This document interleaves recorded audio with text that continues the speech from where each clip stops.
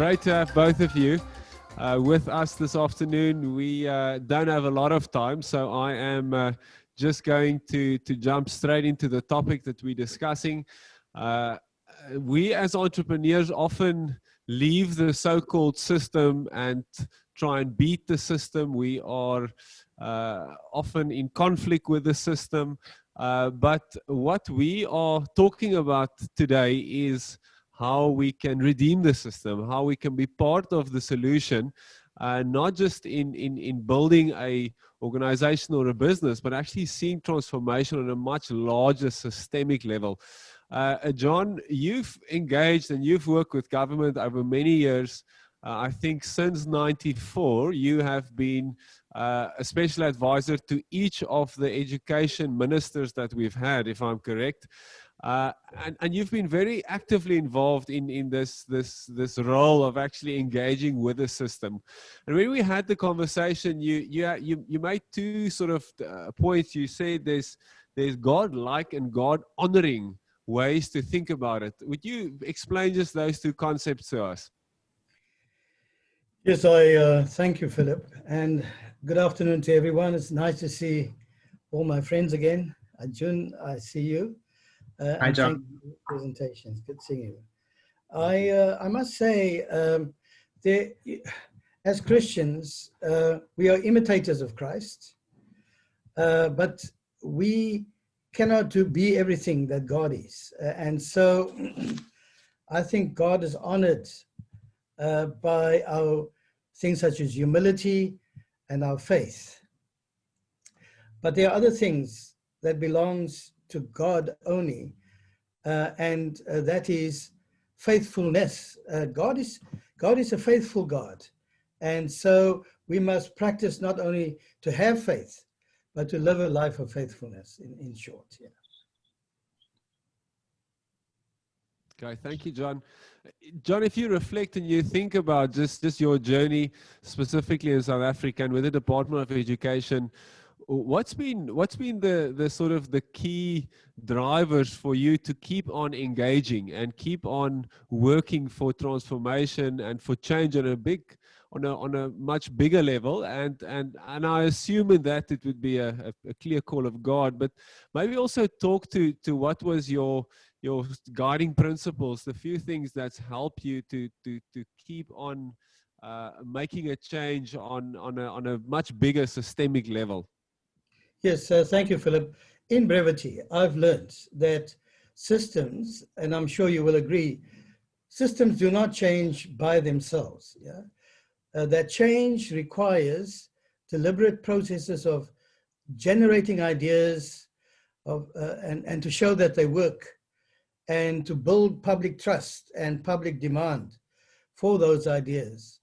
Otherwise, it would just fall flat. And I've learned as a social entrepreneur that we must, in a country like ours, always be aware of a social compact. It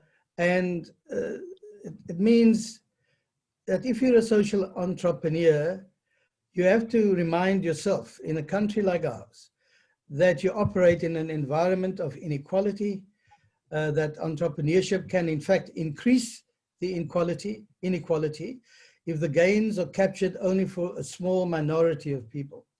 So for example, the digital technologies, I won't go into the detail, but we know what that has done in the global distribution of wealth. So a small group of entrepreneurs in the digital technology space has accumulated a lot of wealth, and increasingly during COVID has done that. So, and it in fact has widened and exacerbated the problem. So what we also need to create a system, not just engage with the system. And in this case, it would be a system of provision, which we can't just leave to government. And because we see across the world, we see failures of government systems, and they don't, and governments don't deliver very well. So in short, what we have to focus on as entrepreneurs is not just to develop clever and smart gizmos, but also smart solutions and synergies to improve systems. Yeah. Thank you so much, John. I love the idea of just finding synergies or creating those synergies. Karabo, over to you. Would love just to hear your take on this idea of engaging or creating a separate systems or way of working things, and then just finding those areas of synergy. Yeah, would love to hear your take on that. Thanks, Philip.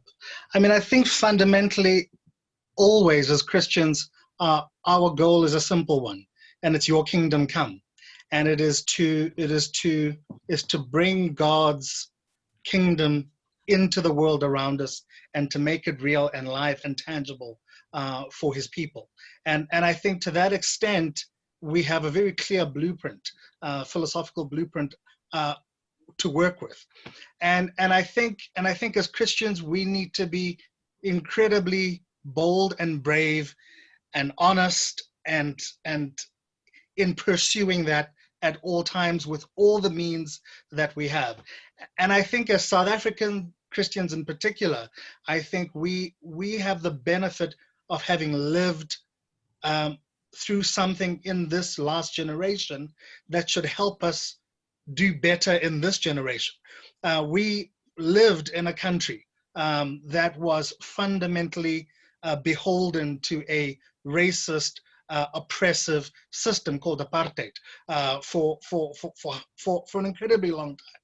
And as a church, for much of that history, we allowed ourselves to become complicit in that evil, either through an actual perversion of biblical principles, as was the case with certain parts of the Christian church, but even much more common than that was through our silence and through our and that was a certain kind of complicity. I had the great privilege for a period of working with African Enterprise and even being the CEO of African Enterprise for a while and getting to spend a lot of time with Michael Cassidy, one of the giants of our faith, and a man who in the later part of the apartheid regime was part of a movement of Christians who came alive to their responsibility to be champions for change when it was difficult, when it was dangerous, when it required courage, when it was inconvenient, but they did so. And I think right now, this moment, we are living through a similar but different set of circumstances. It is certainly my clear, unapologetic view that income inequality, global income inequality, is the apartheid of our times, and that it is fundamentally ungodly, and that it is beholden on us to be at the vanguard of change, because we live in a system currently that produces oppression in the economic sphere, and I think we need to not repeat the mistakes of the past. We cannot allow ourselves to be silent. We cannot allow ourselves to do our work at the margins. We need to be bold in declaring the injustice of the economic system that we currently find ourselves operating in, and to ask God for the strength, the courage, and the vision to overturn it, lest we should be complicit. I certainly I don't think we can afford to do that. I think we will regret it to our graves should we do so.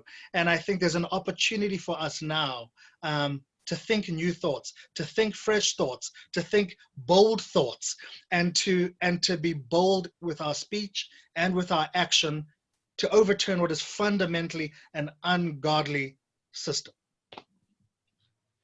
Karabo, I'm going to stay with you, and then I'll go to John just for the last question. We have less than 5 minutes left. Can you give us examples? Give us some hope. Do you have any specific examples where you are currently involved in, or anything that you know about where we are actually seeing how this is happening? You referred to the silence of the church in apartheid. The great opportunity that there is now in terms of something like inequality, how we can be the solution to that. Give us some hope, encourage us by telling us some of the good stories and things that you are seeing or involved in yourself. Oh, 100%. And I think there's a great deal of hope to be had in a movement of that God is raising up around the world. People like us on this call, people well beyond this call, who are committed to finding more equitable, just ways to build value, to do commerce for the greater good. And I think the social entrepreneurship model and models, because there is no single model, models that are being experimented with all around the world give me all the courage and the encouragement in the world. And at the core of those models that I see in Israel and in China and in Pakistan and Muhammad Yunus and all over the world is a fundamental recognition that we need to build towards an economic and a business model that is at its core built around shared prosperity. I often say that right now we're seeing so many businesses, having shared sacrifice. People's hours are being cut, people's wages are being cut, people are being put on short time, people are being retrenched, and we're all being asked to kind of rally together in our businesses to survive this moment. But the key thing is that when the times are good, and the good times will return, that we have that equal mindset that says when the good times come and the prosperity is there, we need to share that prosperity. And there's so many businesses out there, businesses that I'm involved in the mining space. I'm involved in a business that is currently trying to purchase a mine, and that mine will be 75% owned by a trust for orphaned and vulnerable children. I have no particular interest in mining, but I have an interest in orphaned and vulnerable children. And I have an interest in doing things at scale that can demonstrate that these things are possible. And I just want to finish with that one thought. These things are possible, because it's so easy in this thought space that we're in about systemic change to default to pragmatism and to default to, well, that's a nice thought, but it can't be done in the real world. Well, I tell you, if there's one thing that I take out of COVID, is that I will never again in my life allow anyone to tell me that a thing can't be done. Because in this last 6 months, with our very own eyes, we saw things that would never, ever, ever have appeared possible if someone had said them to us 8 months ago. The entire world economy was brought to a crushing halt, absolute standstill, in a way that is absolutely incomprehensible. But because the will, the desire, the intent was there, we were able to do those things. We are doing those things. And so the system change that we want, it's possible to the extent that we desire it, that we have the intent for it, that we have the courage for it, that we have the faith for it, that we have the conviction for it. And I think it's incumbent on us, this generation, the people on this call, to be bold and courageous in what we do going forward. Thank you so much, Karabo. And I think motivating and food for thought to also not just think about a whole country changing in a year, but actually just seeing the small changes that's happening and groups all over the world that are starting to think different about it and being part of a movement that we will surely see big systemic change and redemption and transformation in the years and generations to come. Unfortunately, that is all we have time for in this session. John, Karabo, thank you so much for dialing in. It's always a joy to hang out with both of you.